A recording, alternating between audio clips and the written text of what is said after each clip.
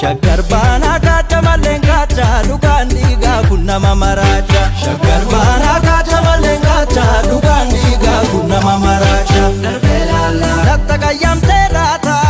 Darbee laala kokkortaa balaa baata. Darbee laala eenyutu sarmee baata. Darbee laala barris bara fakkaata. Darbee laala kan falfaluun furmaatu. Darbee laala barraa qabarii raasa. Sagal tama garba gusa, wan falu cufu.